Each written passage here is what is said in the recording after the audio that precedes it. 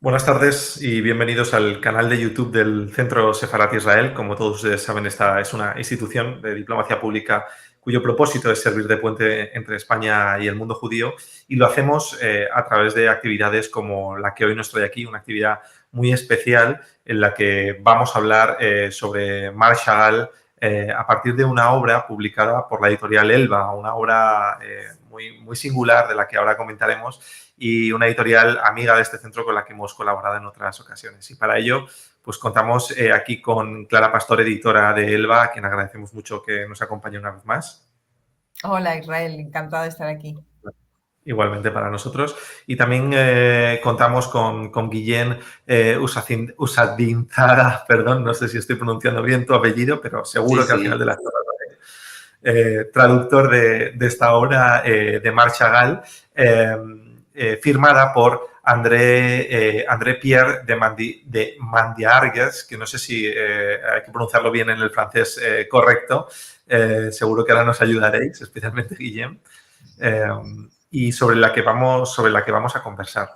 Es una obra breve, la tengo justo aquí en mis manos. Es una obra breve, pero muy escrita con muchísima sensibilidad y que tiene un origen muy especial. Y yo creo que eso sería el primer tema que me gustaría tratar con vosotros, Clara, Guillem. ¿De dónde sale esta obra? ¿Cuál es el origen y con qué propósito se escribió en su momento? Clara, podemos empezar contigo si quieres. Bueno, pues es una obra, Aimé Maecht, el director el propietario de la galería histórica y muy significativa, tenía, como otros muchos galeristas, la idea de que él era ante todo editor, ¿no? Entonces, los artistas que se exponían en la galería inició una serie de libros pensados para bibliófilos que iban los textos, o sea, hermanaba un poeta y un pintor, y entonces el libro consistía en las poesías y grabados originales de los artistas. Y esto era para un público bibliófilo, pero al mismo tiempo, en paralelo, quiso también unir poetas que tuvieran una obra afín a los artistas que él exponía y representaba en la galería. Y estos eran ya para un público amplio, eran unos libros de gran formato, con reproducciones, con muchísimas reproducciones del artista, y estos tenían una amplia difusión en librerías y estaban pensados, digamos, para un público general. Y este librito es el texto de este libro de gran formato que se publicó en los años 70 y que yo encontré casualmente, buscando, ya no recuerdo qué, y pensé, qué curioso este libro, este texto de Chagall escrito por un poeta, porque, bueno, hay grandes joyas en los libros estos de gran formato, hay veces que hay textos que son a veces los que publicamos en la editorial, y es el caso de este libro, o sea, es un texto que acompaña, hay que imaginarlo, una obra de gran formato, ampliamente ilustrada, y que tiene como propósito, por así decirlo, ver la obra de Chagall no a través de un historiador del arte, no a través de un intelectual puro, sino ante todo de un poeta. Mandriarch también es intelectual, lo dice además al principio, me tachan de literato, de intelectual, pero es sobre todo poeta. Entonces, de ahí la sensibilidad de este texto que se acerca a la obra de Chagall como de manera sin prejuicios, ¿no? Sin miedo a montarse, digamos, al carro este de la mística o de la magia o como le queramos llamar. Ese es un poco el origen del texto. Si Guillem, ¿quieres añadir algo? No, no, no en particular. El, También viene introducido por una nota en la edición que está firmada por Jean Fremont y que también pues sitúa la singladura de las publicaciones de la Galería Maecht, ¿no? Bueno, Es, Jean era un jovencito, Jean Fremont era un jovencito en Y, esos años de la galería, y por eso es autor también de Elba, y por eso le pedí que hiciera en la nota, porque yo podía, digamos, buscarlo no en Wikipedia porque no está, pero él lo cuenta de primera claro, mano. claro. Hay claro. algo que lo has especificado tú muy bien, Clara, y que gira en torno a esta toda pequeña obra. Yo creo que está muy presente esa idea y luego volveremos sobre ella, ¿no? De la de que todo pintor tiene sus poetas o todo pintor tiene su poeta, ¿no? De cabecera, como si fuera casi un complemento necesario para ser pintor. Pero me gustaría que ahondásemos sobre qué Chagall nos presenta, porque yo creo que hacía tiempo que no leía un texto con tantos epítetos para un pintor. Le llama el pintor que más alto hace saltar todo por los aires, es un pintor de ciudad, es un pintor más superficial. Es decir, abunda en muchísimos adjetivos para describir a Chagall. ¿Qué Chagall, según vuestra visión, nos presenta Mandiargue aquí en este libro que lleva por título Chagall? Merece la pena decirlo. Guillem, no sé si...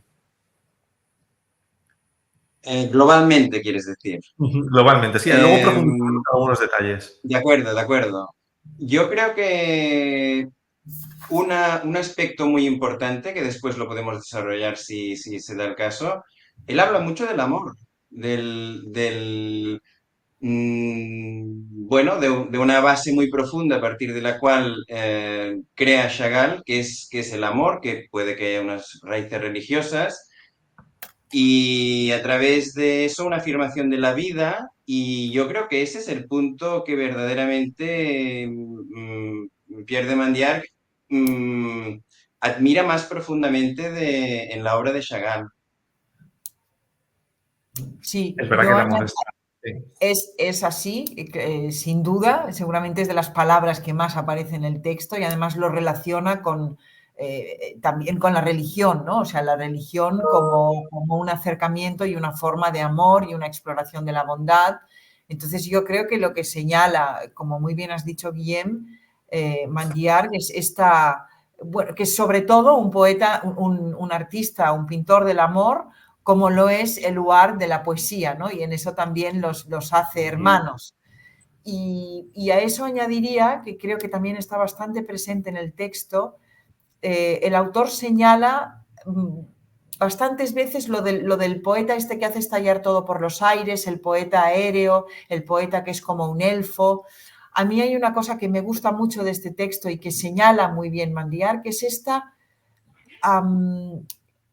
o sea, ausencia de malicia, por un lado, y luego que no teme a ser ridiculizado, a ser objeto de sarcasmo, y en esto lo hermana con Apollinaire, ¿no? O sea, están siempre, te da la idea de como de un explorador que sale y que se mueve sobre todo por sus intuiciones y que el simbolismo es algo que nace de esas intuiciones, no algo que está colocado allí de manera intelectual y de manera racional.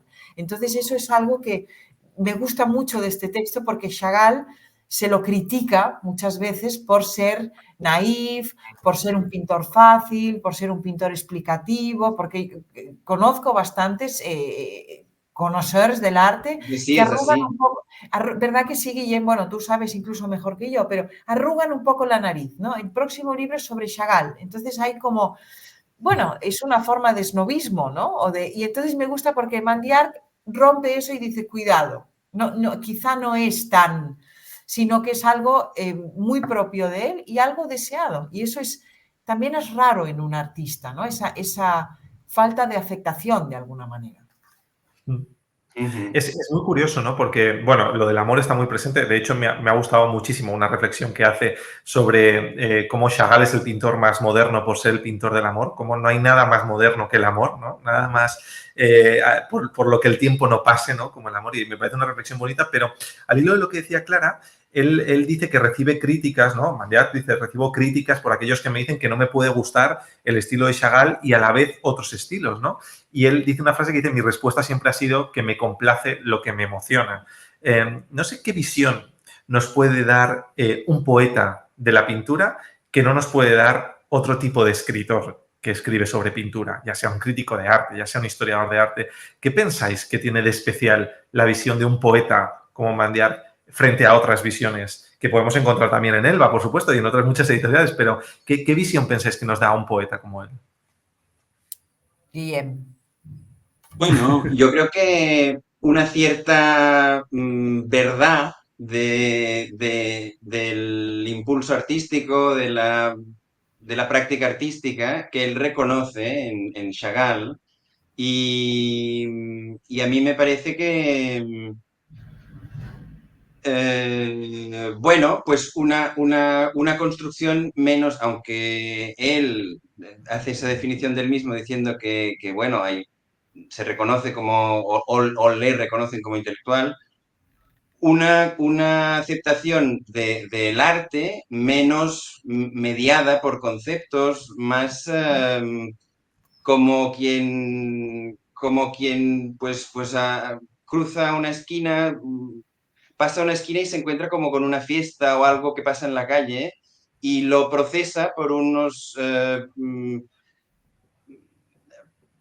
filtros menos conscientes, pues yo creo que ese tipo de perspectiva, ese tipo de percepción es la que tiene Pierre de Mandiar, que quizá una persona que lo analizara más desde un punto de vista de historia del arte, pues esa perspectiva puede aparecer poco.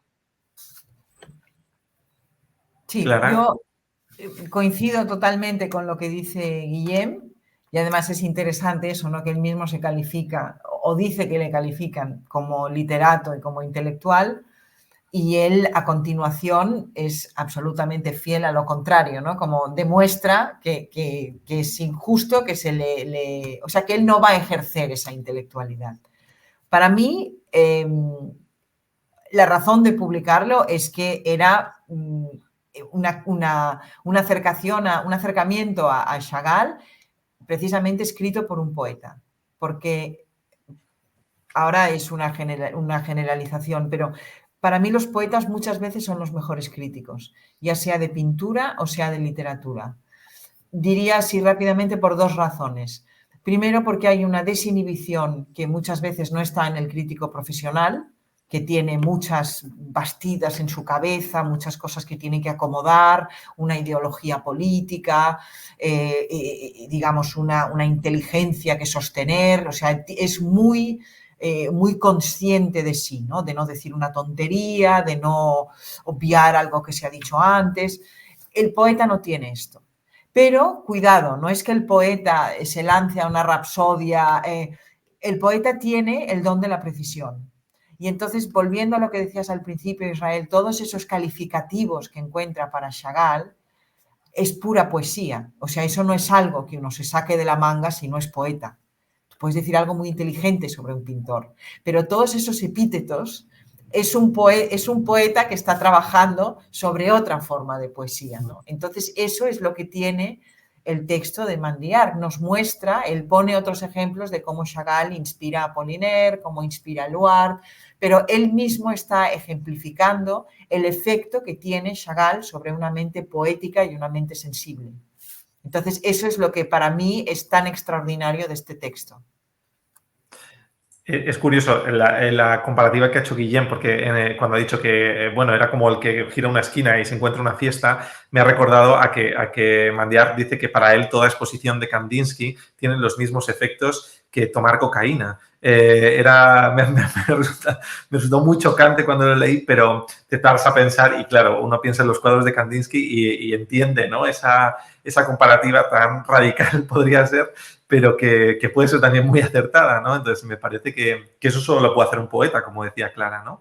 Ese tipo de comparativas que son bastante especiales. Y hablando de poetas, en la obra queda muy claro que tiene una relación que, por cierto, yo no conocía nada de esta relación hasta este momento, con un poeta, con Cendrars, que no sé si nos podríais ampliar un poco más o cómo veis esta relación que queda tan clara, tan manifiesta, que era muy cercana y casi de una unión muy fuerte, ¿no? Como unos amigos de mucha admiración mutua, ¿no? Guillem, si Antes, quieres antes que empezar. nada, sí, perdón. Antes que nada, yo creo que lo de Kandinsky, él lo dice como una entrada de mucha intensidad, pero muy intelectual, ¿eh? Muy a nivel intelectual. Y entonces lo contrapone con Chagall, precisamente, como una implicación más global en su arte. Mientras que en Kandinsky es solo algo más teórico, ¿no? Más conceptual. Pero bueno, perdón, ahora volviendo sobre la pregunta, era Sandrars, ¿no? Sí, sobre Yo Sandars, creo que es ¿qué es Sandars? yo no la conozco muy a fondo, pero creo que es una relación en que hay una conexión humana más cercana. Pierre de Mandiarz dice que en el poema que nadie supo ver tan bien a Chagall, el poema que él cita, que es creo que se llama 19 poemas elásticos, el Sí. libro, Mm, es un poema que verdaderamente demuestra esa inmanencia de Chagall al pintar, ¿no? De que se confunde lo que pinta con la forma de pintarlo, pinta con una iglesia, pinta con una vaca, ¿no? Mm. Cuando lo que está es pintando una vaca o pintando una iglesia, pero parece como que se funde el contenido de lo que representa con la forma de representarlo, entonces que está muy bien captado todo esto, y después habla de que cuando murió Chagall, que muere bastante, 30 y pico años antes que, cuando muere Sandrars, que muere 30 y pico años antes que Chagall, Chagall manifiesta como que dice, su alma y sus colores siguen en mi paleta. Es decir, mm, parece que hay una conexión humana muy fuerte, que los otros paralelismos que traza con Apollinaire y con Eluard, parece que esa conexión, ese vínculo humano tan fuerte no está. Sí, yo creo que es exactamente como dice Guillem. Hay, con Apollinaire, con Eluard, hay afinidades electivas, ¿no? O sea, con Apollinaire esta búsqueda de lo nuevo, de lo que es vanguardista, esta desinhibición, o sea, esta despreocupación con lo que, con cómo pueden leer su obra sus contemporáneos, y con Eluard está la cuestión esta del amor, ¿no? En ese sentido están muy en sintonía. Y como bien ha dicho Guillem, con Sandrars yo creo que es una cosa más de sensibilidad humana, ¿no? De esa manera, yo no conozco tampoco mucho la obra de Sandrar, pensé publicarla en algún momento, pero me pareció bastante loca y no me atreví porque era el principio de la editorial, pero es de esos locos enternecedores un poco, que no tienen, tanto Eluard como Apollinaire son personas que están en absoluto control de su vida, de sus amores, y en cambio Sandrars es de esas almas un poco explosivas, ¿no?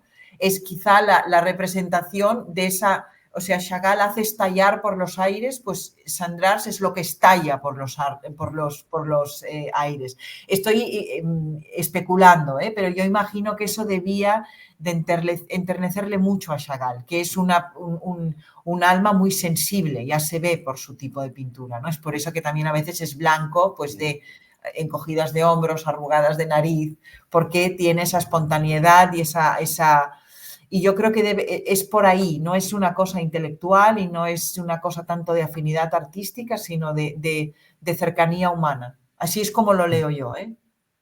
mm. Sí, es bastante llamativo. También esto que decías de explotar por los aires y demás, que es verdad que lo vemos en esas figuras dentro de las pinturas de Chagall que están flotando literalmente por el aire, ¿no? Y que muchas veces se despegan del suelo de una forma un poco loca, ¿no? Podríamos decir, pero yo a medida que avanzaba en el libro estaba deseando ver qué decía acerca de las raíces judías de Chagall, porque todas estas interpretaciones eran con tanta sensibilidad y tan buenas que estaba deseando que llegase ese momento y efectivamente llega. Hay un punto en el que habla de este hasidismo, ¿no? De lo hasídico dentro de la pintura de Chagall, que como todos sabemos está muy presente. Y lo curioso para mí es que dota de una interpretación religiosa a esas figuras flotantes de las que hablábamos. Es decir, dice concretamente el deseo hasídico de que el alma se eleve hacia Dios como una llama no se ha hecho realidad en sus cuadros. Es muy llamativo, ¿no? Porque jamás hubiera interpretado las figuras flotantes de Chagall como un deseo hasídico de que el alma se eleve hacia Dios.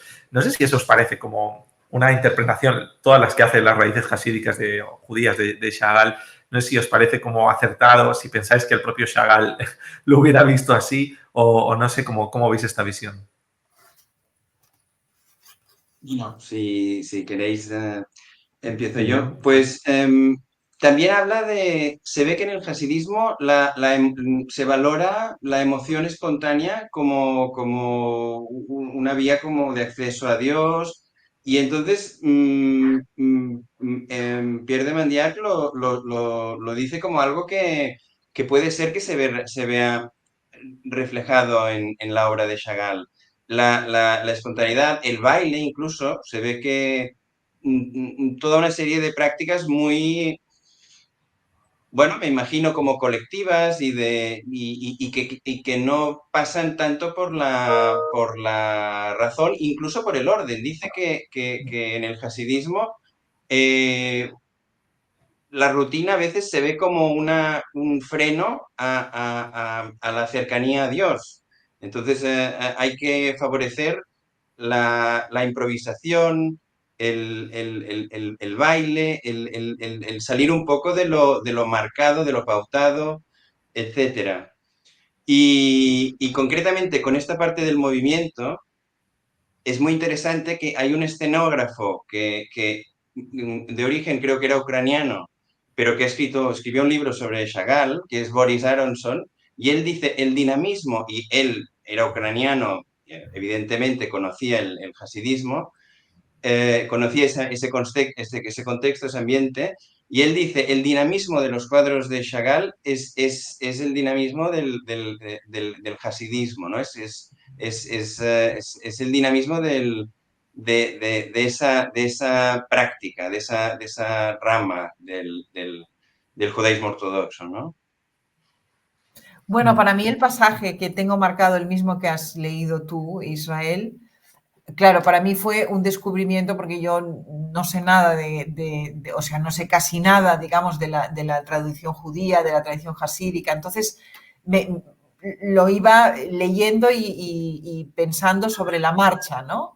Pero es como ha dicho Guillem, me interesó mucho ver que el exceso de trabas o la tiranía de la razón, de alguna forma, se ve como un impedimento al acercamiento a Dios, y eso me pareció que estaba muy bien reflejado en la obra de Chagall. O sea, a mí me abrió un ojo diferente de esa frase que has leído, ¿eh? O sea, el exceso de razón como un impedimento para acercarse a Dios. No lo había visto así, había visto la obra en clave de pues post-holocausto, o sea, había muchas cosas que estaban, es una pintura claramente no religiosa, pero que no niega ese aspecto, ¿no? Esa parte está ahí.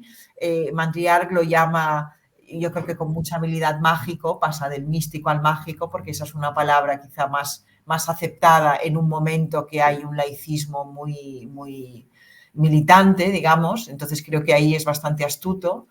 Pero volviendo a lo de las raíces judías y esa influencia, claro, con Chagall yo no sé cómo debía funcionar, porque si es como el resto de los símbolos, es muy probable que fuera una intuición, pues eso de soltarse de las trabas de la tiranía de la razón y del exceso de intelectualidad, y que eso se fundiera con esta visión, en este caso judía, del acercamiento a Dios, de la mística. O sea, no creo que sea una cosa calculada, porque no estaría muy acorde con su manera de funcionar. Pero me parece que abre una dimensión muy interesante, independientemente de que sepamos cómo es el proceso en Chagall. A mí me parece muy plausible lo que dice Mandriarc, y creo que le añade una dimensión y una profundidad que contesta también esa lectura, yo creo que equivocada, de Chagall como un pintor naïf, como un pintor colorista, como unas novias que flotan ahí en el aire con ramos de flores. O sea, le añade una dimensión y una profundidad que ayuda a entender el pintor. A mí me gustó, es de las partes que me gustó más del libro, ese final, ¿no? Sin duda, casualmente estamos, justo mientras leía el libro, estábamos terminando de montar y ya se puede ver una exposición fotográfica sobre las comunidades hasídicas de Jerusalén, y es una exposición muy interesante sobre cómo viven, cómo es la cultura, y es verdad que en estos barrios, en Mea Shearim de Jerusalén y demás, son barrios muy desorganizados en el sentido de que todo es un poco caótico, ¿no? Y me recordaba, a la hora de leerlo, lo asocié bastante bien con la pintura de Chagall, donde las cosas no son cuadradas, ¿no? Donde todo aquello gira y todo puede ser, hay algunos cuadros un tanto más caóticos y demás. Y además la exposición se llama Y amarás. Y me recordaba también el tema del amor en Chagall, ¿no? Que es tan importante también para el mundo hasídico. Así que me parece que en eso tuvo una visión que yo antes tampoco había leído, una interpretación que yo antes no conocía, y me parece que es sin duda pues muy, muy acertada. Merece la pena también decir el tema de los animales, ¿no? Porque es verdad que los animales están muy presentes en la obra de Chagall y él, Mandiar, lo explica bastante bien, ¿no? Lo dice. ¿Cómo es esta idea de los animales en la obra de Chagall, Guillem? Bueno, ya que hablábamos del hasidismo, bueno, a ver, Chagall la infancia la pasó en Vitebsk, que hoy en día entonces era el Imperio Ruso, hoy en día Bielorrusia, y se ve que cuando él nació más o menos la mitad de la población era judía. Creo que vivían en las afueras, pero estamos hablando de un seguimiento, de una vida realmente muy siguiendo el calendario, las festividades judías, un ambiente realmente muy... Su abuelo participaba mucho en la sinagoga, era profesor o algo así. Y entonces, dicho sea de paso y conectando con los animales, yo he empezado a leer la autobiografía, donde él también habla de una forma que no tiene ningún miedo de mostrarse lo que es, sus emociones, etcétera, aunque puedan tildarlo de cursi o lo que sea. Y hay muchos animales. O sea, él, en ese momento, en esa parte del este de Europa, bueno, había muchos animales. En caballos, cerdos, aunque obviamente pues, la comunidad judía no los comía, gallinas, vacas. Él habla, hay cerca de un establo, cerca de su abuelo, va mucho a un establo. Bueno, en fin, sobre la parte pictórica, hay unas relaciones con el erotismo, dice Pierre de Mandiarc. Sobre todo lo dice a propósito del caballo y a propósito del pez. Y después también dice como que los animales favorecen o dan como el pie a las actitudes o a los conflictos que aparecen entre humanos en el cuadro, como si posibilitaran un poco las relaciones o vínculos o conflictos humanos que se dan en el cuadro. Y ese papel a veces también lo relaciona, después luego dice que no es tan distinto del de Los Ángeles. Exacto. Esa comparativa es curiosa. No sé, Clara, tú cómo lo ves este tema de los animales y los ángeles, porque es muy llamativo eso. Yo lo veo, mi manera personal de verlo es que a mí me gusta la presencia de los animales, es algo que me añade a la obra de Chagall. Me gustan mucho los animales, pero yo lo veo sin entrar en Mandriar como forma parte de esa visión bondadosa, de esa cosa un poco fantástica, pero que también junta a los, o sea, como que pone a los seres de la creación en un plano igual, ¿no? Porque no están los hombres, a veces están más grandes, por ejemplo, en Los novios del poste, están como más grandes los animales que los hombres, a veces es al revés, ¿no? Están los novios muy grandes y se ve una figurita en otro. Entonces me gusta ese juego de los tamaños y de cómo los coloca. Para mí eso evoca como una igualdad en la creación. Y luego, lo que decía Guillem también, que son como un amplificador de algo que quiere transmitir, ¿no? Volviendo a Los novios del poste, aquellos animales que hay son muy inquietantes. La figura de la mujer atada, sí, es como un poco auspiciosa, evoca... Pero no, ¿es esta Los novios del poste? Es esta, Los novios del poste, justamente porque has Pues leído no un lo poco tengo. la mente, porque íbamos a hablar de Los novios del poste como una de las obras que Mandiar. Es verdad que no es un libro con muchos títulos de obras, más bien lo deja como para el final, pero Sí. dedica bastante tiempo a Los novios del poste. Pues ves, por ejemplo, los novios, fíjate que la gallina es como más grande que el novio, ¿no? Y hay una persona que está dentro de la gallina. El de la música es una especie de cabra. Entonces, sí, me cuesta explicarlo mejor de lo que lo ha explicado Guillem o de lo que lo explica el autor, ¿no? Porque para mí es también una ejemplificación de esta manera en la que me parece que trabaja la cabeza y el alma de Chagall, ¿no? Que él tiene una intuición y los símbolos vienen después. Entonces, a mí me pasa eso, que lo miro y entonces la gallina me llama la atención por una parte, me distrae y al mismo tiempo amplifica lo que sea que está diciendo en ese cuadro. Para mí ese es el efecto que tiene la presencia de los animales. No es decorativa, no es tampoco terrorífica, como puede ser en el caso del Guernica. Es algo amable, pero un poco inquietante también. Inquietante, inquietante desde luego, ¿no? He dicho los novios del poste, sé que es en realidad los novios de la Torre Eiffel, que es otro de los... pero juraría, por lo que he podido ver, que es el título, ¿no? ¿Es un título que va cambiando, puede ser? ¿O tiene los novios de la Torre Eiffel y los novios del poste? Son 2 cuadros, yo creo. Yo creo que son 2 Sí, cuadros, sí, sí. son Vale, en 2 este caso cuadros son los distintos, novios. sí. Sí, son los novios de la Torre Eiffel en este caso, decíamos, pero él es verdad que dedica mucho a los novios del poste, Pero también menciona a los novios de la Torre Eiffel. sí, en ambos coincide la gallina. En Sí, Sí, ambos coincide la gallina y yo creo que, no lo sé, pero mi idea es que la gallina representa algo positivo. No sé si es eh, la vida, la reproducción, pero la gallina en este cuadro los lleva, ¿no? Los transporta y, bueno, y evidentemente son 2 esposos. Y en el otro cuadro, en Los novios del poste, parecería que quizá la gallina sostiene un poco un mundo amenazado. sí. No sé, entonces no sé si la gallina más bien tiene un carácter esperanzador, positivo. sí, o incluso bueno, lo comentaba Clara que se ve una persona casi de fecundidad, ¿no? Porque ahí vemos también que tiene Mm, como una persona en ese vientre de la propia gallina. Es verdad que Mandiar habla en cierto. el libro de algo muy curioso, que es la cabra tocando el violín como una danza casi una danza que es un mero acompañante, dice, un demonio danzante, amo del tiempo y creador o soberano del cosmos, ¿no? Es verdad que se ve como una especie de amo, de demonio danzante, ¿no?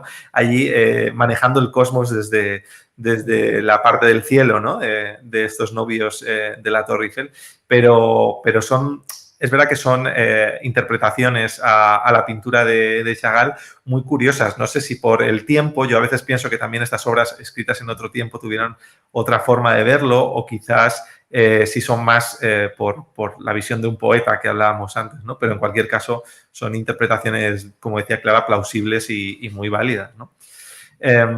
Por dar otros nombres a las personas que nos estén escuchando, el libro deja muy claro que todo pintor, decíamos, tiene que tener unos poetas. ¿Cuáles fueron los poetas de Marc Chagall? Esos poetas sin los cuales él no podía pintar o que le ayudaron mucho a su inspiración. Bueno, lo hemos Clara. comentado un poco, ¿no? Sí, hemos hablado de Sandrars, hemos hablado de Apollinaire y hemos hablado de Eluard. Y de Eluard hay un poema que cita a Pierre de Mandiarc donde entiendo que lo cita por eso, porque hay unos versos en que dice, más o menos cito de memoria, ¿eh? Soñamos que somos los primeros o somos los primeros en soñar que volamos juntos y el universo nos sigue.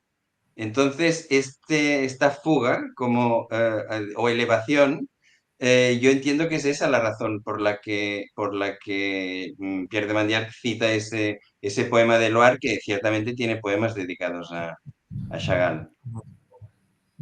Bueno, están Clara. los franceses que ha citado Guillem, Apollinaire, Sendras, Eluard, y luego están los simbolistas rusos también, que supongo que eso es de cuando Mm, eres más joven. Y hay unos versos de un poema de, no sé si sabré pronunciarlo, Andrei Vosnesensky, del que no he leído nada, confieso, pero de su poema Oza dice, del espejo, con la cabeza hacia abajo, cuelgan los invitados como carámbanos de canalón. En el centro del techo, tierno como una urbe de vaca, está suspendido el pastel rosa, repleto de velas. No es una descripción de un cuadro de Chagall.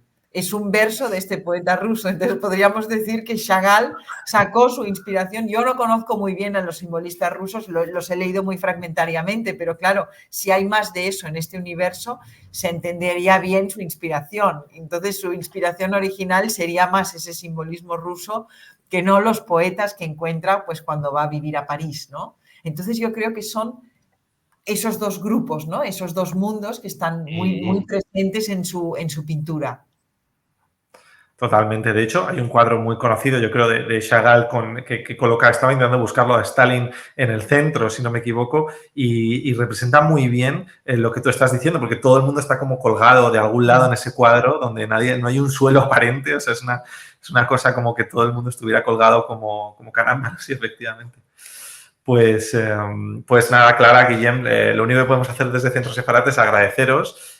Recomendar mucho este libro, aquí está, de André-Pierre de Mandiar, Chagall de nombre, editado por Elba, como decíamos, y que sin duda yo creo que va a hacer las delicias. Era un buen complemento y es la segunda vez que nos pasa con Elba a una exposición de la Fundación Mapfre que hubo de Marc Chagall hasta hace relativamente poco y de la que, por cierto, tenemos una visita virtual que nos hizo la comisaria en nuestro canal de YouTube porque era una exposición magnífica, pero sin duda el libro es un gran complemento a esa exposición. Ya nos pasó con otro escultor, ¿no, Clara? Que también te publicaste este libro. Bueno, el de Chagall hubiéramos querido publicarlo, porque yo es un texto que tenía de hace tiempo, hubiéramos querido publicarlo para la exposición, pero pasaron dos cosas. Primero, me costó dar con los herederos, que no di con ellos, o sea, puse el copyright, pero no conseguí encontrar a los herederos y al final me daba tanta pena no publicarlo que hablé con Jean Fremont, que tampoco me supo ayudar, me dio el nombre de un heredero que no me contestó y al final dije, bueno, da igual que haya pasado la exposición. Y luego, para este tipo de obra hace falta un traductor y entonces hay libros que no los publico hasta que tengo alguien que sepa que me lo puede traducir y entonces aquí es donde entra la estrella de Guillem, que ya es, bueno, no es el primero y el último que hago, pues como hacía Mehmet con el poeta y el pintor, y yo hago lo mismo con los libros y con el traductor. Cuando tengo el libro me espero y entonces, como ahora tengo a Guillem, hay libros que antes no podía traducir, pero que ahora se pueden traducir. No, es importante, o sea, es importante decir algo respecto a la traducción porque es muy importante, o sea, la forma como un libro así está traducido te arruina el libro o te lo hace delicioso, porque yo lo leí en francés, pero leo mejor el español que el francés. Entonces, yo lo he disfrutado más en la traducción de Guillem que en el francés. Obviamente, si alguien habla francés, no le hace falta la traducción de Guillem, pero es una tranquilidad y una satisfacción muy grande poder presentar un libro así con una traducción tan bien hecha. Lo decimos muchas veces, además, aquí que las traducciones son esenciales y en este libro especialmente se ve, ¿no? O sea, me parece que es algo que además yo creo que hay una mediación cultural que nos permite que más allá de traducir la literalidad de los textos, lo acerquéis a una época, a un momento y a una sociedad concreta como es en la que estamos ahora. Así que me parece que el papel del traductor es esencial y felicidades, Guillem. Me sumo a lo que ha hecho Clara porque es un texto excelente, sin duda. O sea, que enhorabuena. Enhorabuena. Y enhorabuena, Clara, por el hallazgo, que estas cosas de investigación siempre son complicadas. Azarosa, un poco azarosa, como Chagall, no te creas. Bueno, como es la pintura de Chagall, efectivamente, muy chagalliano este encuentro, muy chagalliano. Pues nada, Clara, Guillem, millones de gracias por acompañarnos para hablar de este fantástico libro y esperamos veros muy pronto también por este canal y a todas las personas que nos están siguiendo también muchísimas gracias por habernos acompañado esta tarde.